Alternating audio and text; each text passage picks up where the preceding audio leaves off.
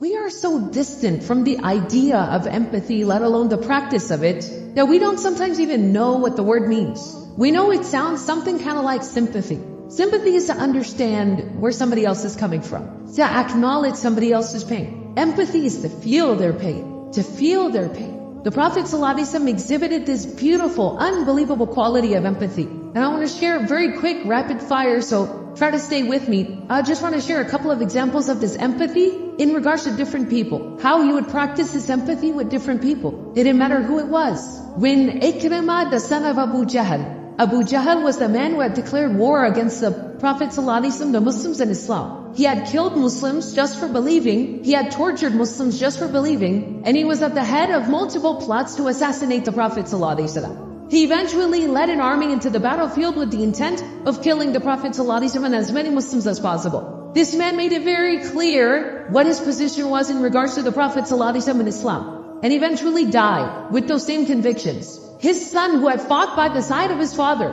and in fact continued his father's work after his father's death, he is now coming to Mecca to meet the Prophet ﷺ after the conquest of Mecca. And the Prophet ﷺ, when he receives the news that Ikrimah has entered Mecca and he's on his way to see you, the Prophet ﷺ turns to his companions and he says, his father's name was Amr bin Hisham, and they used to call him Abu Hakam because he was a leader of his people. But the Muslims used to call him Abu Jahl because of his actions and misconduct. The Prophet ﷺ turns to the Muslims, the believers, and he says, Ikrimah is coming. And I am hopeful that he will embrace and accept Islam. In his presence, none of you should refer to his father as Abu Jahl because it would hurt his feelings. Even if he becomes a Muslim and he recognizes that his father was wrong in his beliefs and his ideas and in what he did, it is still his father and it would hurt his feelings to hear people, his new brothers and sisters in faith, to refer to his father as the father of ignorance.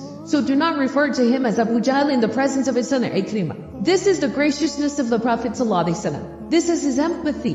He was able to put himself into Ikrimah's shoes and understand how he would feel in that situation. One of the main conspirators against the Prophet ﷺ, the head of the munafiqun, the hypocrites in Medina, Abdullah bin Ubay bin Sulul, when his son comes to the Prophet ﷺ saying that my father has died, and I know that he was completely opposed to you, and he said terrible, reprehensible things about you, but he was my dad and I worry about him. The Prophet ﷺ on the spot removes his shirt, takes off his own shirt, and he gives it to him and he says, wrap him in this, use this as his shroud and bury him in that. What would we do to have the shirt of the Prophet ﷺ? Can you imagine being buried in the clothing of the Prophet ﷺ? What an honor, what a blessing.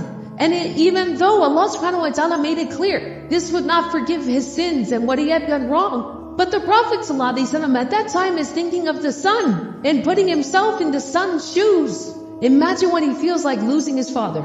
That's empathy. The Prophet of Allah ﷺ, very touching story.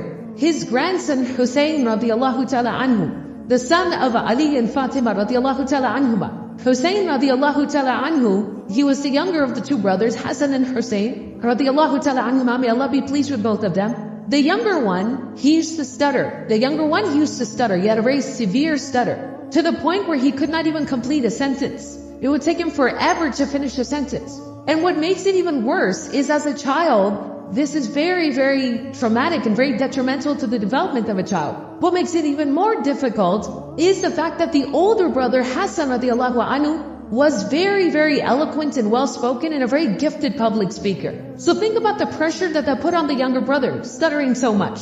And so he used to stutter so much. And you know, when kids start to get a little bit older, they're 4 or 5 years old, they start to develop a little bit of, courage, and they like to talk. One time, the Prophet ﷺ was sitting with quite a few companions, and his grandsons are sitting with him, and the younger one who stutters, he starts to chime in and say something. Because they love their grandfather, they're used to talking to him, he starts to say something. And the Prophet ﷺ used to afford each and every person so much respect that when somebody would speak, he would become quiet. He would not just turn towards them with his face, he would turn towards them with his chest. And he would look at them while they spoke. And so he starts to speak, and the Prophet ﷺ stops and turns towards him. And so everybody there also starts to listen. And the kid is stuttering so badly that it starts to become awkward. And some of the people, naturally, not viciously, not maliciously, some of the people naturally, they start to kind of exchange some glances, almost feeling bad for the kid, because he cannot even get through a single sentence. It starts to get really kind of like awkward. And the Prophet ﷺ never once interrupts him.